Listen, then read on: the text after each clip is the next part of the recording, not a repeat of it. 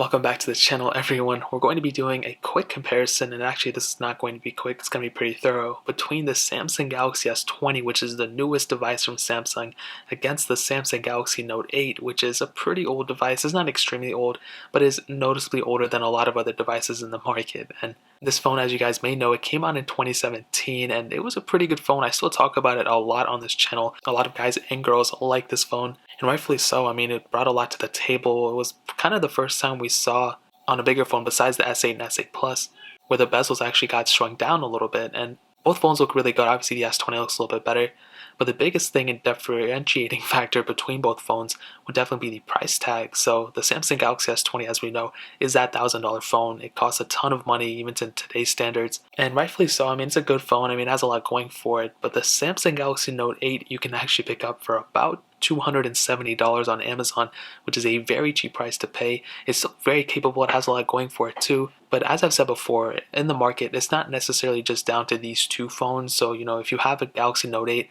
I would say keep it for a little bit longer. There are some downsides to still owning this phone, but there's still some phones in the middle of these two that would still be a very good pickup. Phones like the Samsung Galaxy S10 or the Galaxy S10 Plus will all cost you less than $500 on Amazon, and those are such great prices to pay for a phone like those. So I'll go ahead and leave those linked down in the description as well. I would recommend picking up those even more than these two phones because they're much cheaper than this one, but they're more capable than these ones. So all four of these phones will be linked down in the description below, so you can get them from there and help support the channel at the same time. But looking on the front of both phones, the Samsung Galaxy Note 8 has a 6.3-inch 1440p display. It's a Super AMOLED display, so that's so weird, and it's a very good display. This display on this phone is so good. You have actually, funny enough, you have Force Touch on the bottom of this display, which on the home button, and the S20 still has it too, but it's not as, crazy as you might think. It's actually not even there now that I think about it. You cannot Force Touch on that display, where the Note 8 actually has that, which I just realized.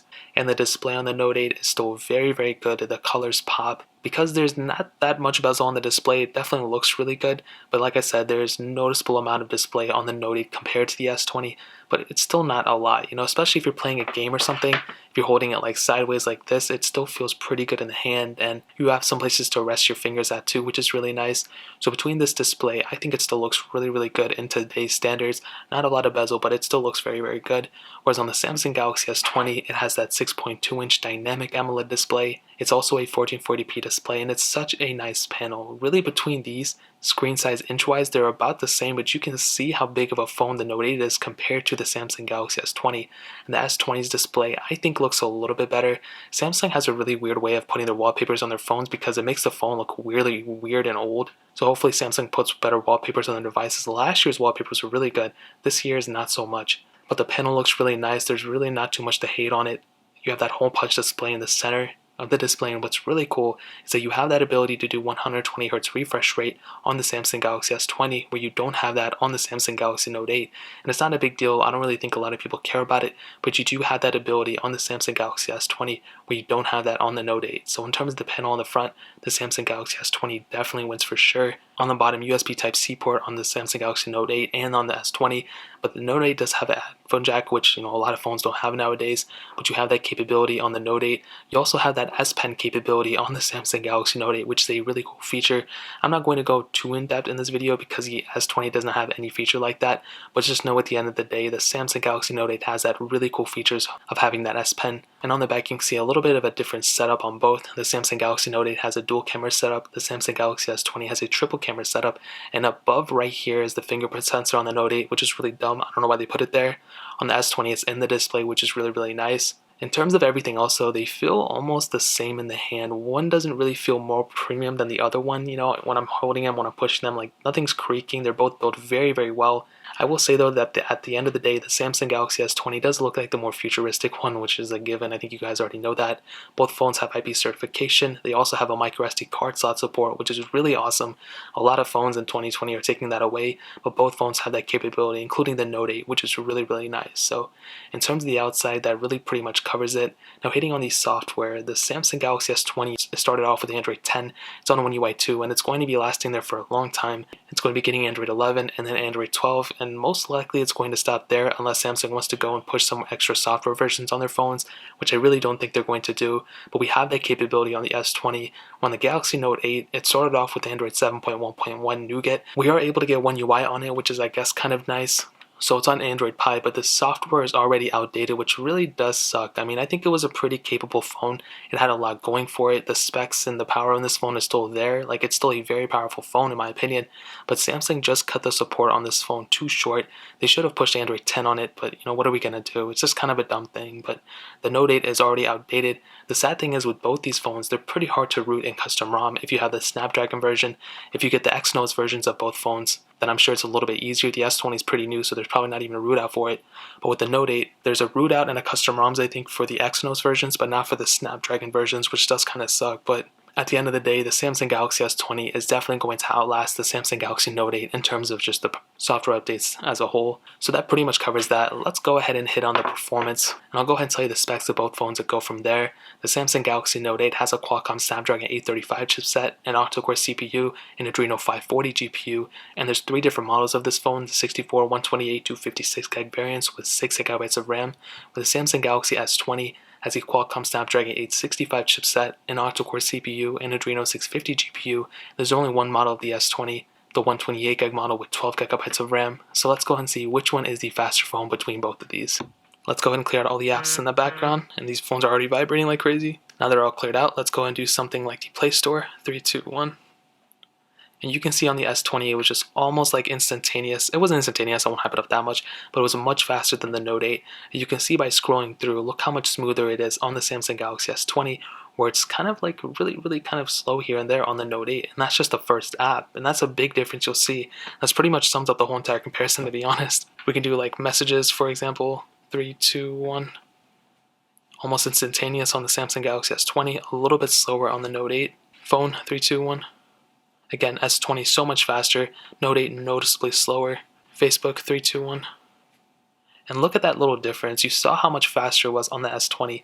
Again, these are the type of speed differences you're going to see on an everyday basis. We're going to start loading up these other apps. I want to do settings real quick. 3, 2, 1. With an app like this, you can still see some noticeable differences, which is insane because it's such a basic app. We can go and do something like Temple Run or something. 3, 2, 1. You can see the S20 already kind of ahead a little bit, not a crazy difference, and you can see, wow, this one was actually pretty noticeable. So on the S20 you can see it was definitely ahead, and I hate this little pop-up we always get. In terms of gameplay and everything, it's probably going to be about the same, but that was a pretty big difference in terms of the loading screens. Let's go and do like Temple Run 2, 3, 2, 1. And again, even this one, and we got a little pop-up on the Note 8, but it shouldn't have deflected that much, to be honest. Just a little bit of a minor inconvenience. And even then, we'll give this one like a second or two benefit of the doubt.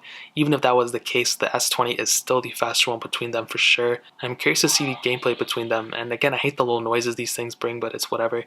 And the gameplay's going to be about the same too. Let's go and do Crossy Road, 3, 2, 1. Now I still might get a little pop-up on the Samsung Galaxy Note 8.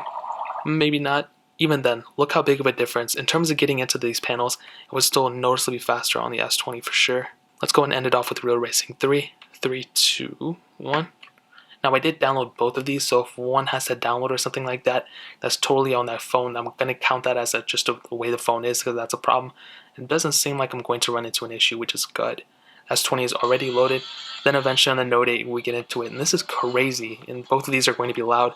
But that's crazy. There's a noticeable difference in speed. You're getting a much better speed increase on the S20 over the Note 8, and honestly that's what we should expect for a phone like this of this size. Look how much of a better performing phone you're having on the S20. On an everyday basis, will you notice it? Probably not, but that is a pretty big deal and a pretty big difference. So performance-wise, S20 definitely wins. Now let's go and hit on the cameras. Like I said earlier, double camera setup or dual camera setup on the Note 8, triple camera setup on the S20. On the Note 8, we have two 12 megapixel lenses, a wide angle lens, and a telephoto lens.